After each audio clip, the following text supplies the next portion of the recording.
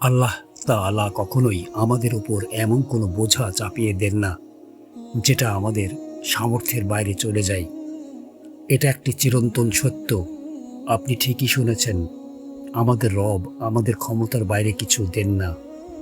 আমাদের জীবনের প্রতিটি পরীক্ষা আমাদের সহ্য করার ক্ষমতার মধ্যেই রাখা হয়।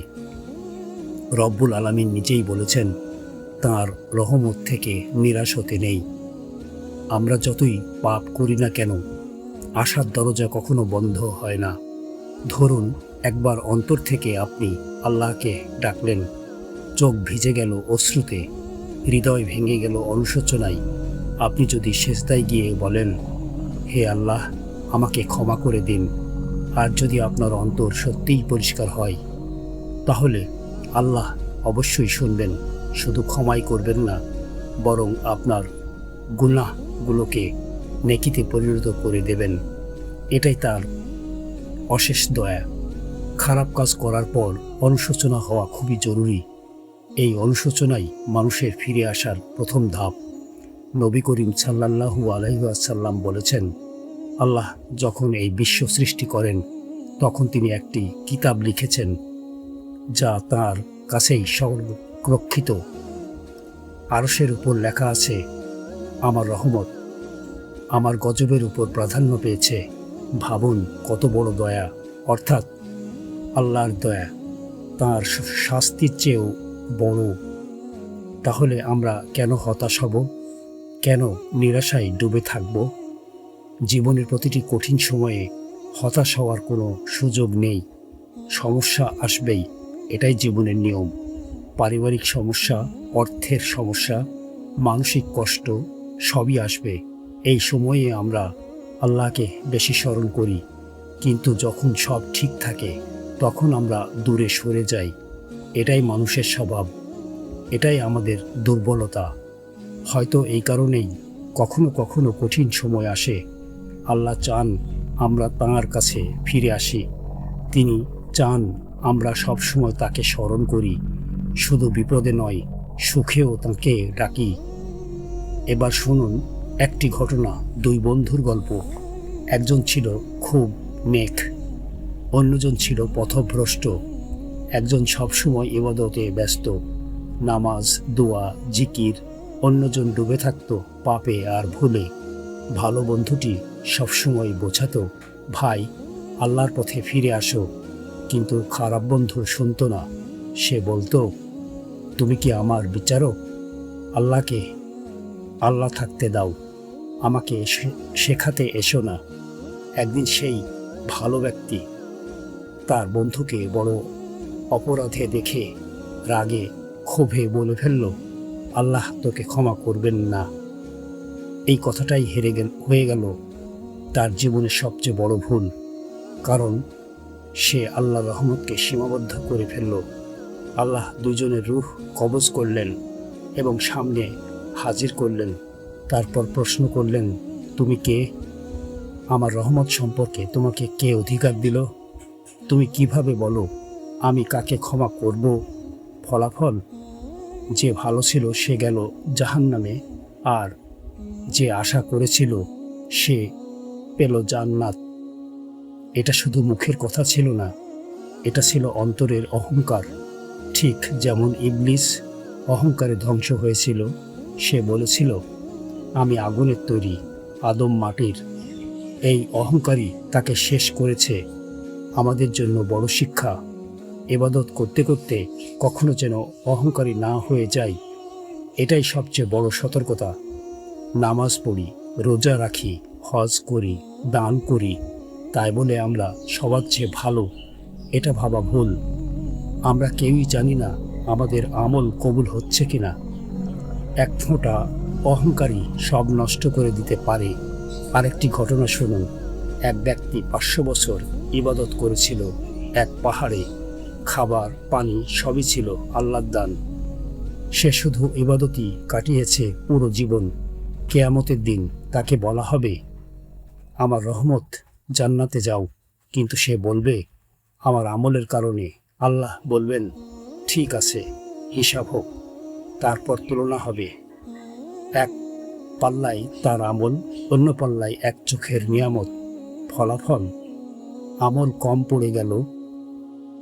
তখন তাকে বলা হবে জাহান্নামে নিয়ে যাও। সে তখন কাঁদতে শুরু করবে, রহমত চাইবে। সে আল্লাহ তাকে নিজের দয়ায় ক্ষমা করবেন, এটাই সত্য। আমরা শুধু আমলে বাঁচি না। এবার আসি আরেক ঘটনায়। এক ব্যক্তি 100 জন মানুষকে হত্যা করেছিল। ভাবুন কত বড় অপরাধ। তবুও গল্প শেষ হয়নি। সে জানতে চাইল তার কি ক্ষমা হবে। এক আবেদের কাছে গেল, যার জ্ঞান কম ছিল। সে বলল, তোর ক্ষমা নেই। ফলে সে তাকে মেরে ফেলল। সংখ্যা হলো 100। কিন্তু এরপর তার ভিতরে পরিবর্তন এলো। সে সত্যিই তওবা করতে চাইল, নতুন জীবন চাইল। একজন আলেমের কাছে গেল। তিনি বললেন, হ্যাঁ, আল্লাহ ক্ষমা করবেন, শুধু বদলাতে হবে। তাকে বলা হলো, এই জায়গা ছেড়ে চলে যাও, নতুন পরিবেশে যাও, নতুন জীবন শুরু করো। সে রওনা দিল, কিন্তু মাঝপথেই মৃত্যু হলো। তারপর কি হলো? 2 দল ফেরেশতা এলো। এক দল বলল জাহান্নাম, অন্য দল বলল জান্নাত। বিতর্ক শুরু হলো। শেষে মাপা হলো কোন দিকে সে বেশি এগিয়েছে। দেখা গেল তওবার দিকেই বেশি। শুধু এই ইচ্ছার কারণেই আল্লাহ তাকে ক্ষমা করলেন। এটাই আল্লাহর দয়া, এটাই আমাদের আশা। এখানে মূল বিষয় মুখের কথা নয়, অন্তরের সততা, নিয়তের বিশুদ্ধতা। আমাদের সমাজে অনেকেই আছে বাহ্যিকভাবে ধার্মিক, কিন্তু অন্তরে অহংকার। আবার কেউ আছে বাহ্যিকভাবে খারাপ, কিন্তু অন্তর পরিষ্কার, দয়ালু, মানবিক, সততা ভরা। আল্লাহ অন্তর দেখেন, চেহারা নয়। তাই যার অন্তর ভালো সে একদিন হেদায়েত পায়। আজকে সমাজে তাকান, অনেকে বদলে গেছে, খারাপ পথ ছেড়ে ভালো পথে এসেছে। এটাই প্রমাণ মানুষ বদলাতে পারে। আল্লাহ চাইলে এক মুহূর্তে সব পাল্টে যায়। তাই কখনো হতাশ হবেন না, নিরাশ হবেন না। আজ আপনি যেমন, কাল তেমন নাও থাকতে পারেন। জীবন বদলে যায় চোখের পলকে। শুধু দরকার সঠিক সিদ্ধান্ত, খারাপ থেকে দূরে থাকা, ভালো দিকে আসা, ধীরে ধীরে নিজেকে পরিবর্তন করা। আবার বলছি, হতাশ হওয়া যাবে না, নিরাশ হওয়া যাবে না, মন ভাঙ্গা যাবে না। আল্লাহর উপর ভরসা রাখুন, বিশ্বাস রাখুন, আস্থা রাখুন। এটাই আমাদের শক্তি। নিশ্চয়ই আল্লাহ যা করবেন আপনার ভালোর জন্যই করবেন, এটাই নিশ্চিত। তাই অন্তরকে পরিষ্কার করুন, নিজেকে বদলান, আল্লাহকে ডাকুন, আর কখনো হাল ছাড়বেন না। মানুষ অনেক সময় ভাবে, আমি তো শেষ হয়ে গেছি, আমার দ্বারা আর কিছু হবে না। কিন্তু এটাই সবচেয়ে বড় ভুল। কারণ আপনি যাকে শেষ ভাবছেন, সেখান থেকে আল্লাহ নতুন একটা শুরু তৈরি করে দেন, যা আপনি কল্পনাও করেননি। ভাবুন তো, যে রব আমাদের সৃষ্টি করেছেন, তিনি কি আমাদের ধ্বংস করতে চান? না, তিনি চান আমরা ফিরে আসি। তিনি অপেক্ষা করেন কখন বান্দা ফিরে আসবে, কখন সে কাঁদবে আর বলবে, হে আল্লাহ।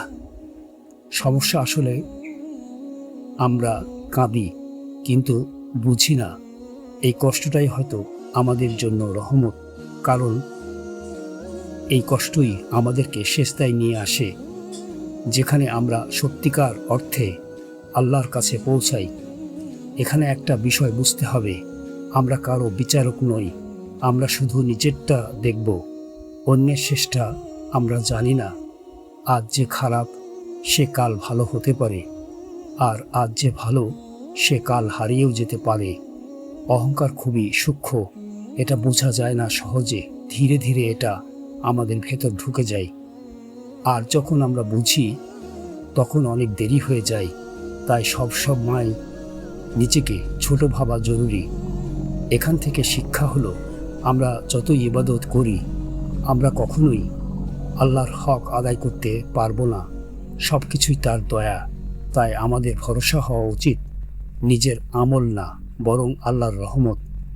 এই গল্পটা আমাদের শেখায় যে মানুষ যত বড় পাপীই হোক, তার জন্য ফিরে আসার দরজা খোলা।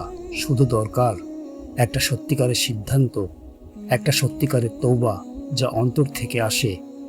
হয়তো আপনি এখন ভেঙে পড়েছেন, হয়তো কেউ আপনাকে বুঝছে না, হয়তো আপনি একা, কিন্তু আপনি একা নন। কারণ আল্লাহ আছেন, তিনি দেখছেন, তিনি জানেন আপনার হৃদয়ের প্রতিটি কষ্ট। তাই আজ থেকেই একটা সিদ্ধান্ত নিন, যাই হোক না কেন আমি ফিরে আসব।